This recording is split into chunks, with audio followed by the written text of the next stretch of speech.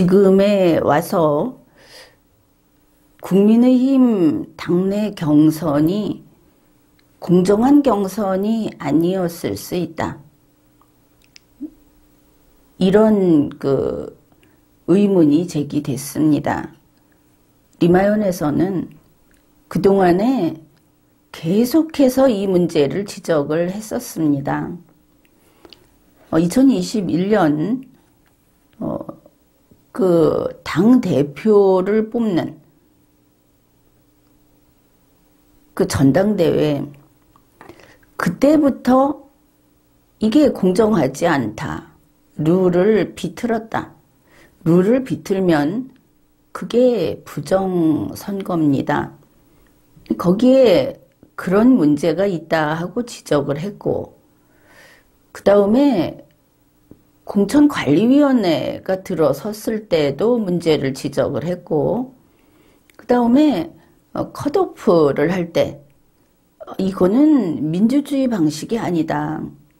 이런 식으로 당내 경선을 부정하는 정당은 반민주주의 정당으로서 정당 해산의 대상이 된다고까지 경고를 했었습니다.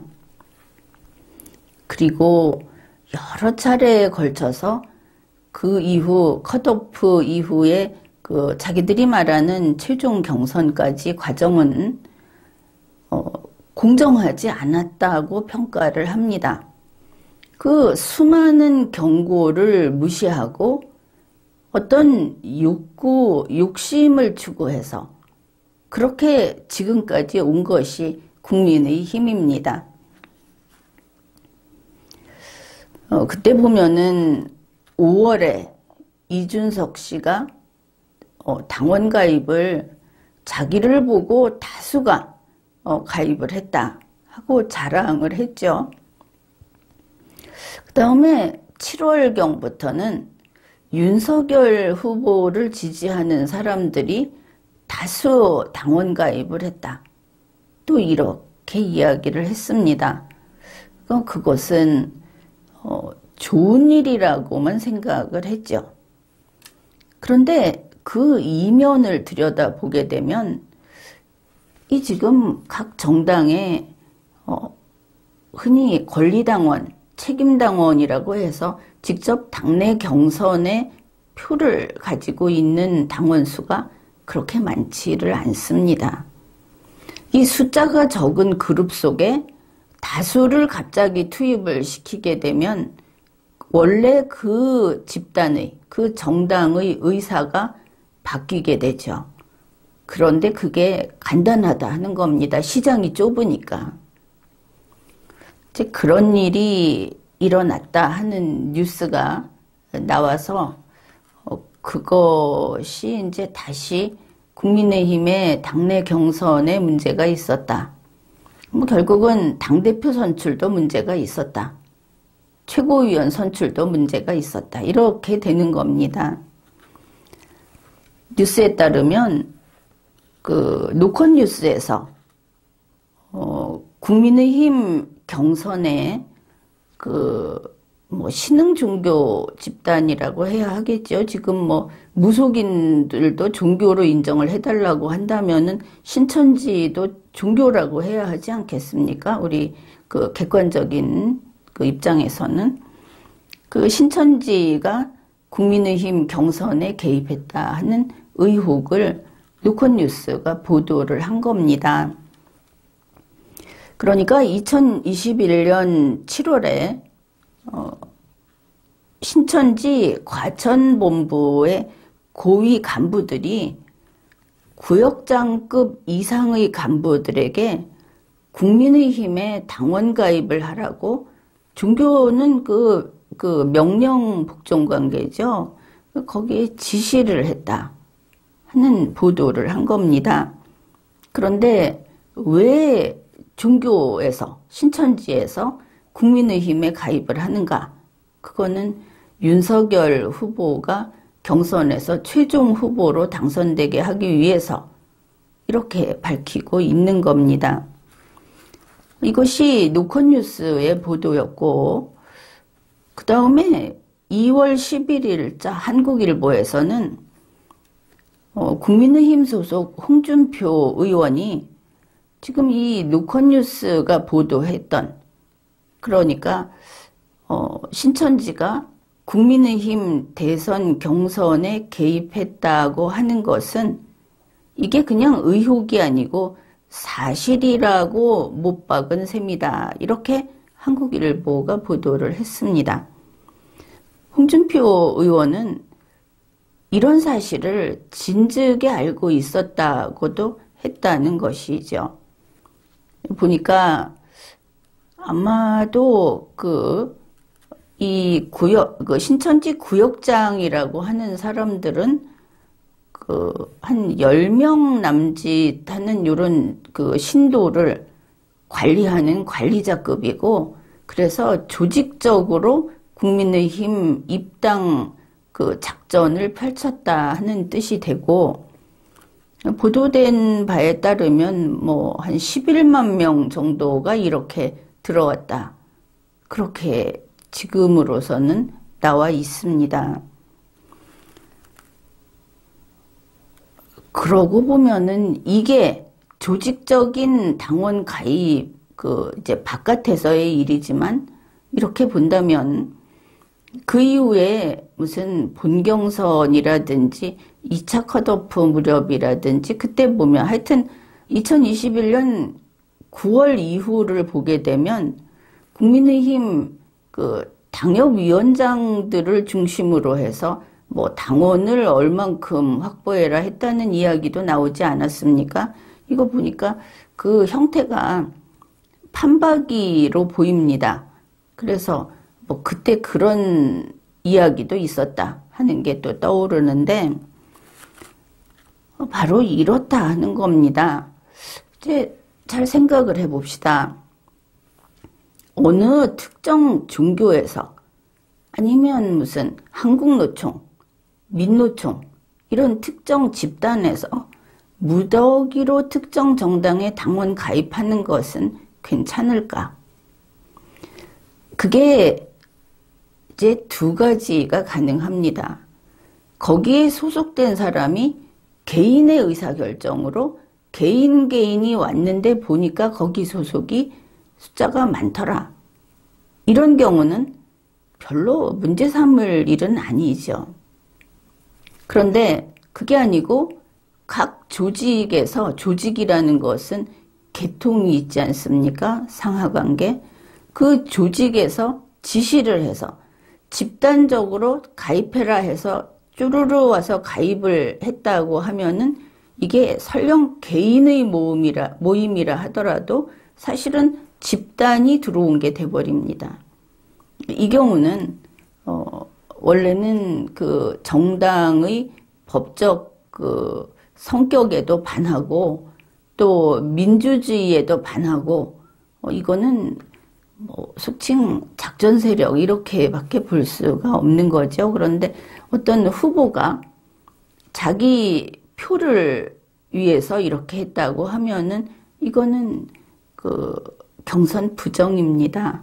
그리고 당에서 이렇게 했다고 하면은 이게 정당 해산 사유인 것이 확실하죠. 지금은 거기까지 가지 않는다 하더라도 이 경선은 부정이고 부정 경선은 무효다. 지금까지 이 경선 부정, 이게 법적인 판단을 받게 되면 그 결과는 아주 엄격하게 그렇게 나왔던 것을 알 수 있습니다. 그런데 이제 여기에서 홍준표 의원이 자기의 지지자들이 모였다고 해야 하겠죠. 그런 커뮤니티에서 아니 그렇게 진작 알았다고 한다면은 왜 불복을 하지 않았는가? 지금이라도 저 부정경선으로 선출한 후보는 당선된 것 자체가 무효니까 후보 교체를 하자. 이러니까 홍준표 의원이 나는 경선이 끝난 바로 다음에 이걸 알았고 그래서 문제 제기를 할 수 없었다. 그리고 뭐 경선이 끝났기 때문에 내가 진 거는 패배를 인정해야 한다. 그리고 지금은 이걸 바로잡기에는 이미 늦었다. 이런 답을 했다는 것이 뉴스로 나왔습니다. 이걸 보면 그렇죠. 아, 이제 홍준표 의원은 누가 뭐라고 해도 퇴물이구나. 그렇게 생각을 할 수 있습니다. 일단 본인이 당대표까지 했던 그리고 사실은 빼앗겨 버린 것이기는 하지만 그 국민의힘이라는 정당에 아무런 영향력이 없다는 것을 바로 이런 답변에서 자백을 한 거다.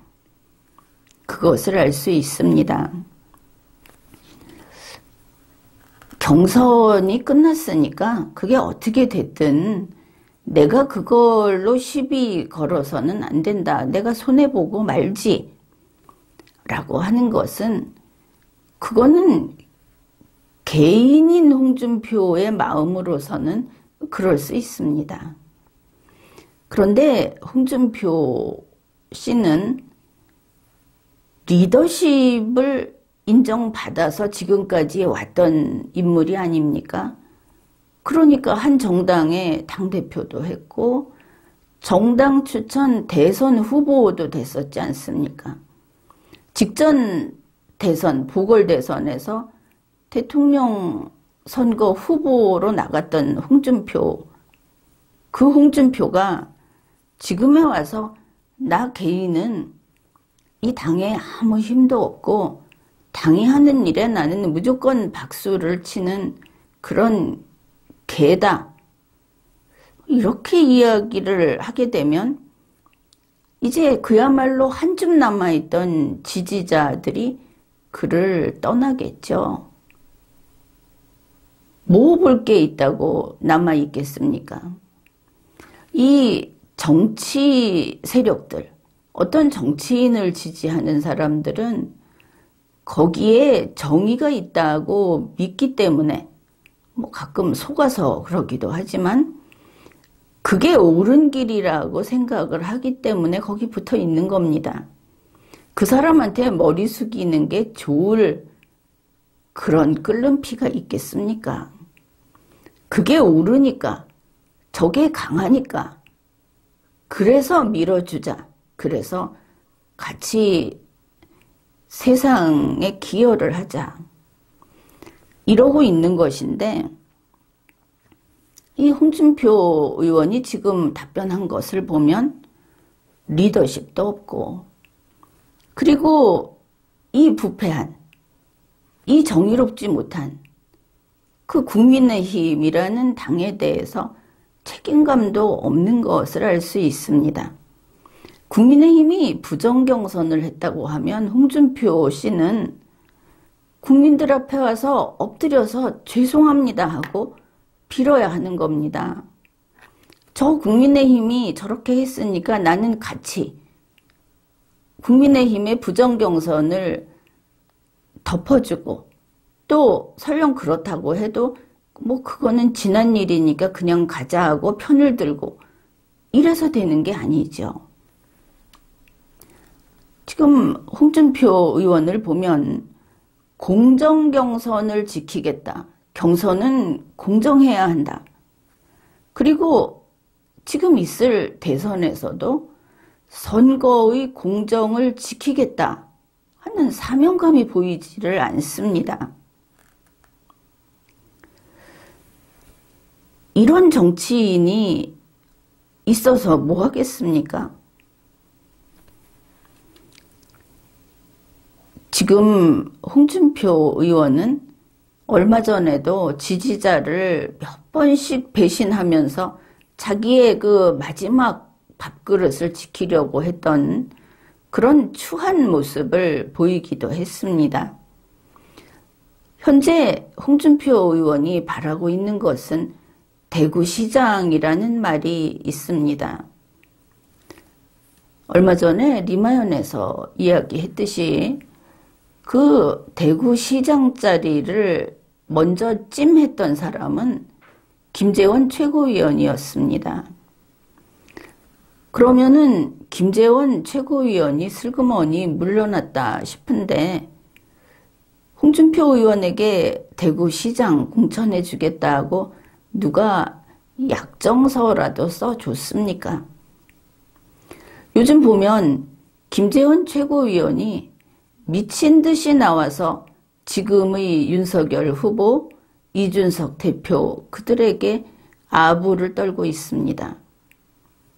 해서는 안 될 소리까지 나와서 변명을 하고 해서는 안 될 이야기를 도맡아서 하고 있습니다. 소위 손에 피 묻히는 칼잡이 노릇까지 하고 있는 것입니다. 정상적인 정치 집단에서는 그런 칼잡이는 지금 밥을 먹여줄지언정 일정한 시기 후에 자리를 만들어주지는 않는 법입니다.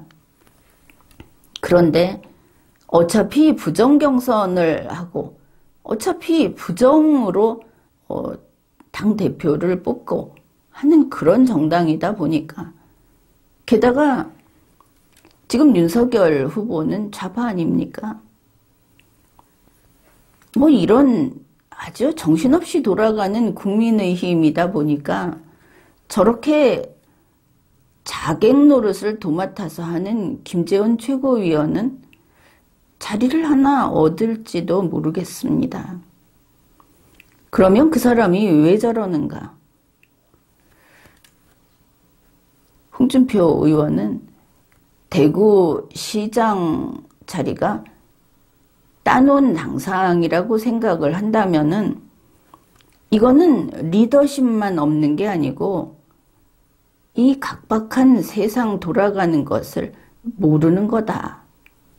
이렇게 봐야 할지도 모르겠습니다. 더구나 생각을 해보십시오. 뭐 얼마 남지는 않았지만 홍준표 의원 국회의원입니다. 대구시장 거기로 갈 것인가? 국회의원 자리를 지킬 것인가?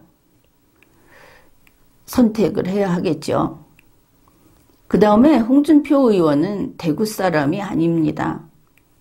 지금 그 대구에서 지역구 의원 하는 것은 실은 이전에 보수정당의 남아있는 뭐 약발이라고 할까 끝발이라고 할까 그거 덕을 입은 것이죠. 홍준표 의원은 PK 사람입니다. 이방인인 것입니다. 그래서 홍준표 의원은 윤석열 후보에게도 갈 수 있고 그리고 뭐 김무성 전 대표 쪽에 갈 수도 있고 심지어 김영삼 문재인 쪽에도 갈 수 있는 거 아닙니까?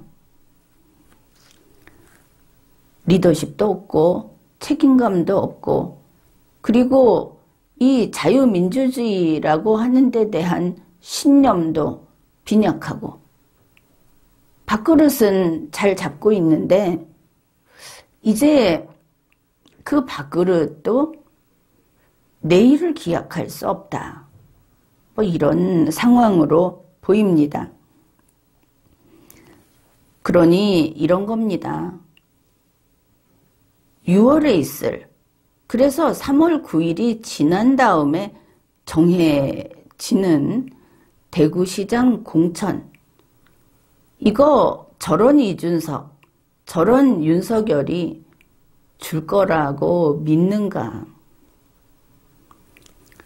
또 설령 공천을 해준다고 했을 때 대구의 국민들이 이런 홍준표에게 표를 줄 거라고 믿는가? 잘 생각해 봐야 하겠죠. 이미 가지고 있는 의원 자리 총선 때까지 가지고 있는 게 최선이 아닌지 그것도 생각을 해봐야 할 겁니다. 그렇지 않아도 지금 여기저기에서 홍준표는 팽당했다. 종로 최재형 씨 나온 거 보고 느끼는 바가 없습니까? 어차피 그렇게 갈 것인데 홍준표 의원 얼마나 두들겨 맞았습니까? 그래서 의로운 자, 옳은 길을 가는 자 앞에는 그래도 진흙탕은 많이 없다 하는 말이 있는 겁니다. 설령 매서운 추위는 있다 하더라도 발에 흙 묻히는 일은 겪지 않는다. 그런 뜻이죠. 그런 의미에서 지금 보수 정치인은 국민의힘이 죽을 길로 가고 있는데 아직 그곳에 있는 그래도 헌법과 헌정사를 지키겠다는 정신 바로 박힌 정치인들은 그 정치 세력들은 황교안 전 대표를 봐라 이렇게 이야기를 하고 싶습니다. 현재 황교안 전 대표는 선거가 공정하게 치루어져야 한다 해서 정말 이게 백의종군이 아닌가. 의로운 싸움을 외롭게 하고 있습니다. 거기에 사실 외롭다고 하기에는 막대한 그 수많은 국민이 거기 힘을 보태고 있죠. 이거 보면 그의 뜻이 통하고 있는 것인가 싶기도 합니다. 황교안 전 대표는 지금 국민의 자유를 제한하는 과도하게 권력을 가지고 제한하는 이런 문제 그리고 선거의 공정 여러 가지 대한민국이 자유민주주의를 포기하는 그런 것들을 붙잡고 싸우고 있습니다. 그러니 당장 내가 나가서 이번에 나를 뽑아달라 하는 게 아니면서 이런 일을 하고 있다. 그러니 황교안 전 대표는 나에게 이익이 생기는 것이 없더라도 이 당을 바로 잡겠다. 이러고 싸우고 있는 것을 알 수 있습니다. 사실 그것은 죽는 길로만 달려가는 저 국민의힘에게 그게 바로 희망이 아닌가 싶기도 합니다. 그래서 결국은 옳은 길을 가는 것이 그게 당장 어떤 이익도 생기지 않고 인기도 없지만 그게 결국 이기는 길이고 그것만이 사는 길이다. 이렇게 봅니다. 지금까지 리걸마인드 연구소였습니다.